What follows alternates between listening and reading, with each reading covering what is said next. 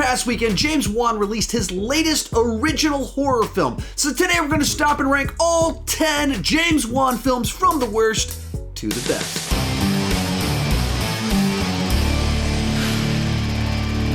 Hi, my name is Sean, and I love to talk about movies and TV way too much. With that in mind, go ahead and join me down below in the comment section. Share your ranking of all 10 James Wan films. My list isn't the right list, it's just my list, and I would love to see yours. With that said, let's get started. Coming in last place is Dead Silence. For me, this is James Wan's only real dud. This was his follow-up to Saw, and it had a substantially larger budget than that film, and because of that, even more of James Wan is on display in this film in regards to shot framing, composition of sequences, the sound design, because he had more resources at his disposal. But in general, I found this film to be incredibly dull.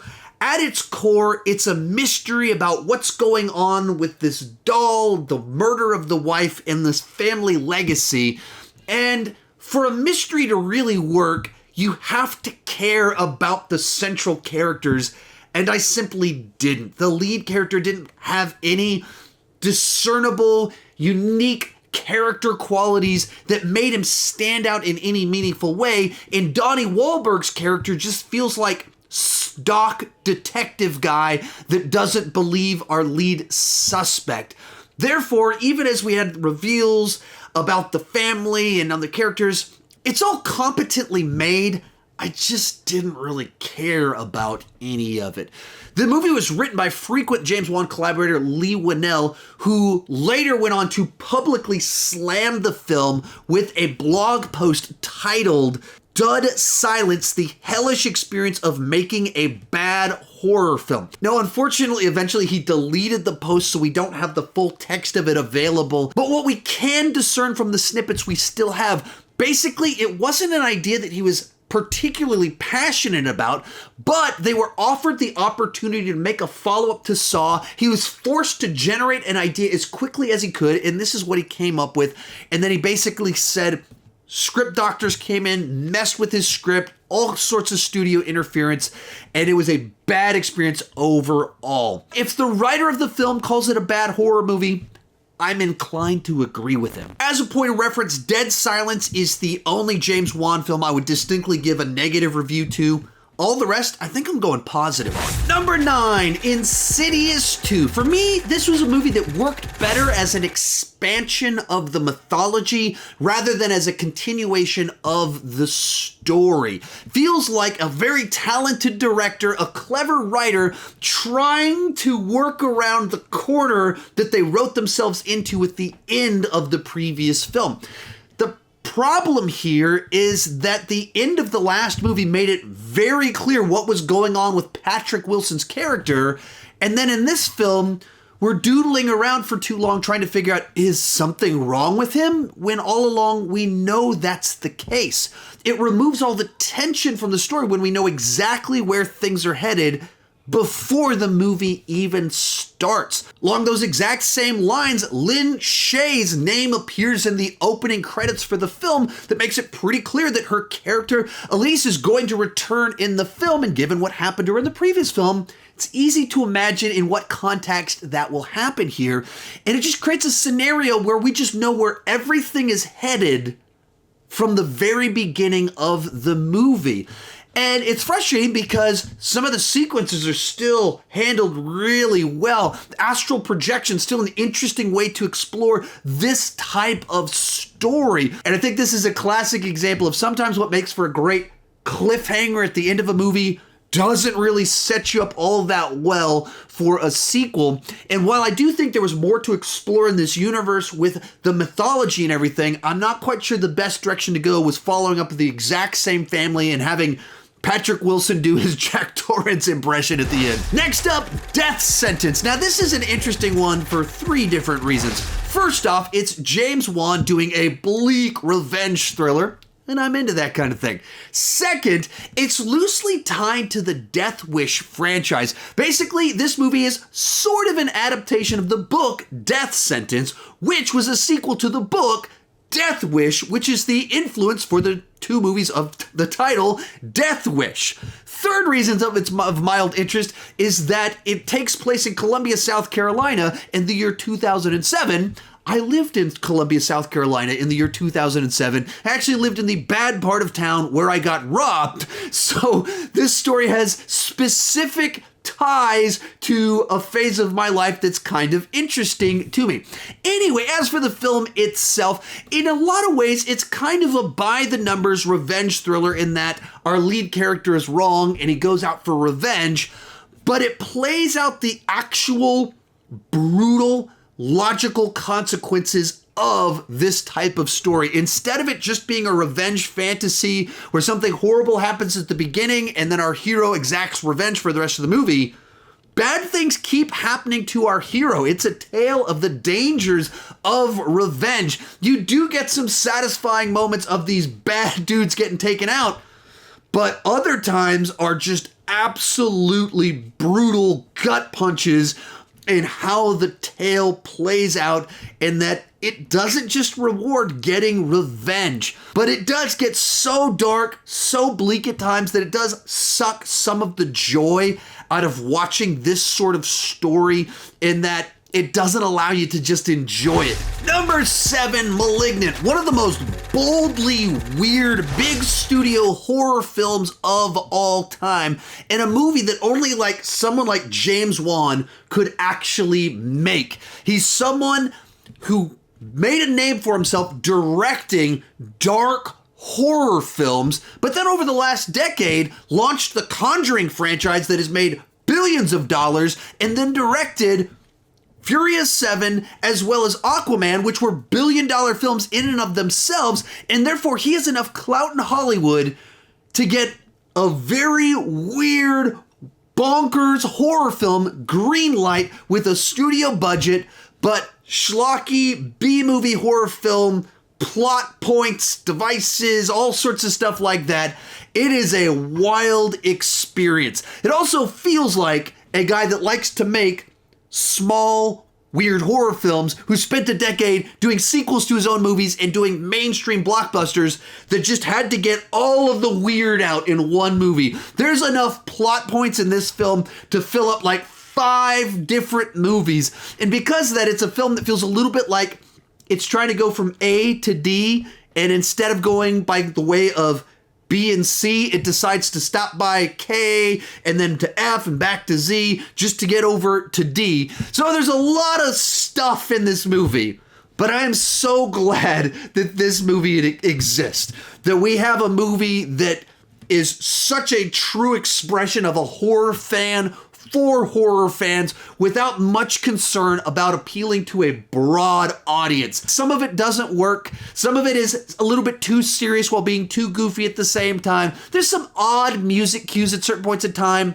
but then other music cues like this version of the Pixies' Where Is My Mind is just fantastic. So the whole movie is all over the place with good, bad ideas. It's got all of it in there, and I don't know if I like all of it, but I'm so glad that all of it exists. Then we have Insidious, a movie that takes a pretty familiar haunted house premise and then turns it on its head, puts a bunch of new twists and turns in it, and delivers a fresh experience.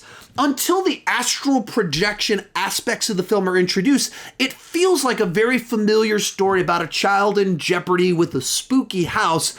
And then at that halfway point when they start explaining what's going on, suddenly the whole thing comes alive and it's something brand new with an experience, with a setup that we've had many times before. Likewise, as we move into the third act, instead of having the usual exorcism, suddenly we're in this other realm, battling ghosts in a new way. And it's just a clever way to deliver an experience that we've seen before from an all-new perspective and with a totally different payoff. Now, our lead characters in the film are a little bit stock when it comes to the married couple, and they're played by charismatic leads, and that's what kind of elevates the material. But the Ellis character, I think, is what really kind of makes things pop a little bit, whereas kind of the mentor guide character that makes things happen she's not the type of character that you normally expect to be that type of character. So it makes it interesting, a little bit different, because she is so much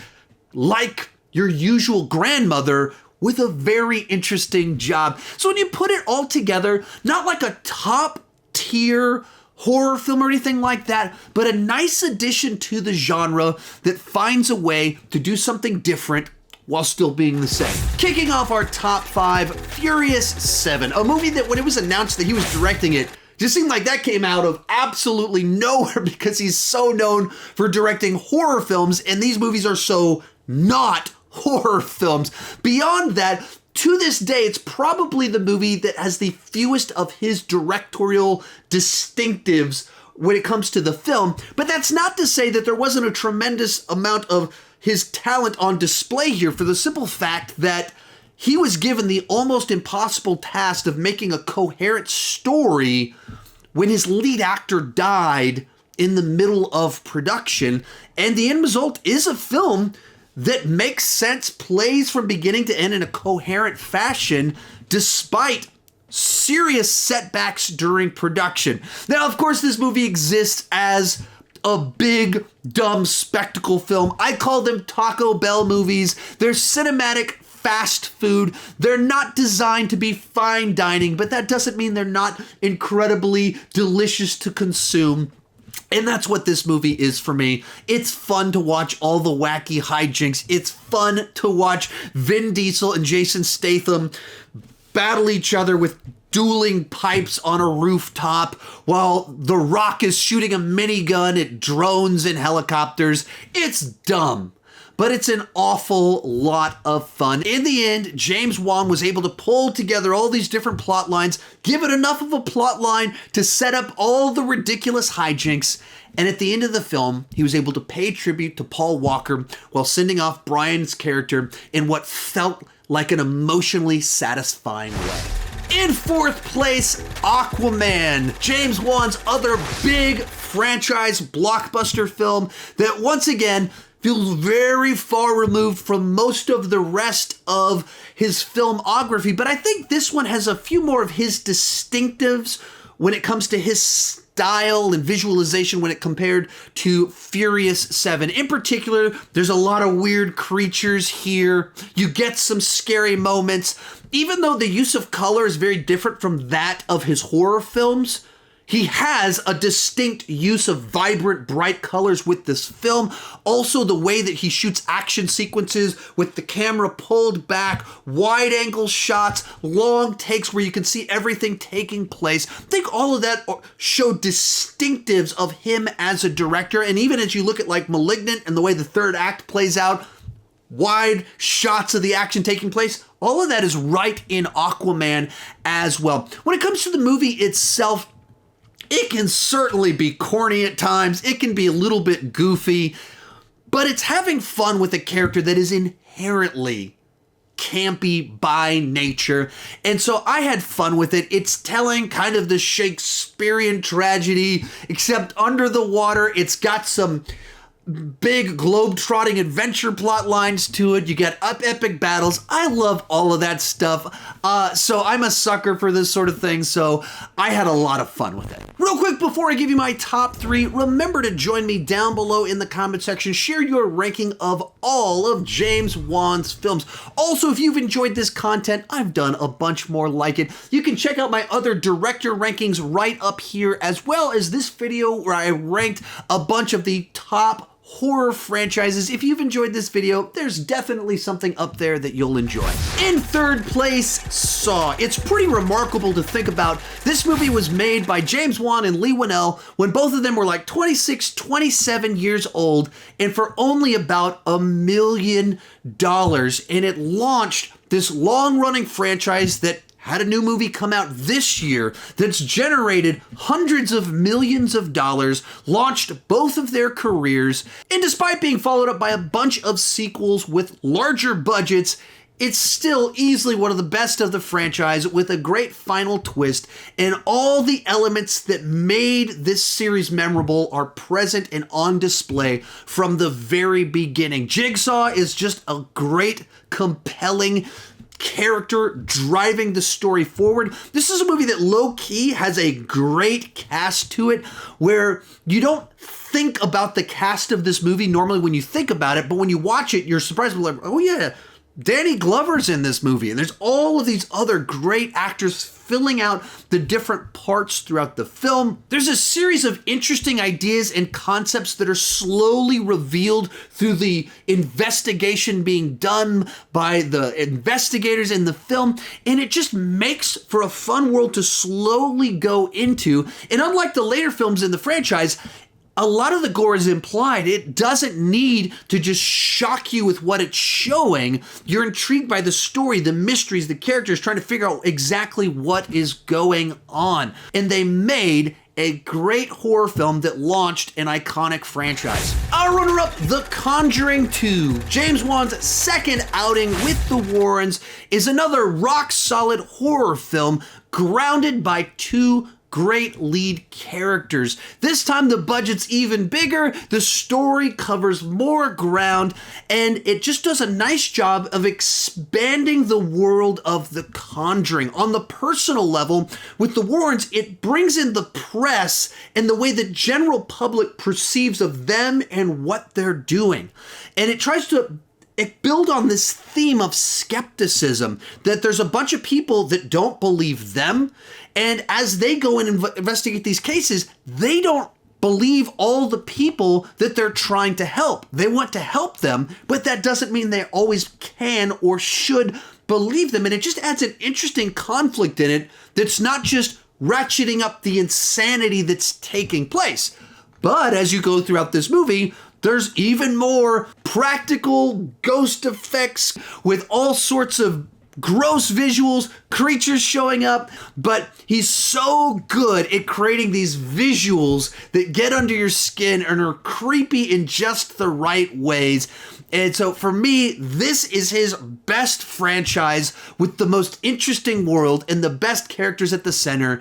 And this is another great story that keeps that personality of the original. And even little details in this film, like each of the Warrens telling the story of how they met each other and him singing a song to the families that he's meeting with, make them feel like real characters that you care about. And that's what elevates these movies for me. But in first place, The Conjuring, a horror film that gets everything right. Right off the bat, it's set in the 1970s, and it just has this great aesthetic to everything. There's attention put into all the details to take you back to a different time, a different place, and feel like we're in that world. From there, the whole movie is just cast top to bottom with great actors, not flavors of the week, not fun personalities, but actors that become the characters that they're performing. Even a bunch of the child actors in the film have gone on to have lucrative careers over the last 8 years. But the anchor that really holds this thing in place are our two leads, the Warrens, played by Patrick Wilson and Vera Farmiga, that are such normal-seeming characters. They feel like charming, likable people that you would know in real life that just happen to have a super interesting job. Because we believe them as people and in their relationship, we can believe in these wacky adventures that they're happening. Other thing that makes the story believable is that James Wan relies so much on practical effects. It's not a bunch of CGI. He'll have an actor dragged across set and you feel the jerky, violent pull of it happening. And there's something about that that's a lot more immersive, it's a lot more unsettling, and it's a lot more disturbing to watch. And as you move into the third act, it just gets crazier and crazier, but it's taking you step by step with these characters that you actually care about into this crazy extreme world. Therefore, as things happen to them, you care about the outcome because you care about the character, and that's what so many horror movies get wrong. James Wan got it right here. It's everything you want from a horror movie, so it comes in at number 1. If you enjoyed this video and want more like it, check out these playlists right over here. I've done a bunch of other director rankings, David Fincher, Tarantino, Christopher Nolan, and M. Night Shyamalan, and like 10 more. They're right over there. I've also ranked a bunch of horror franchises. You can check those out right over there. Thank you so much for watching, and keep talking movies too much.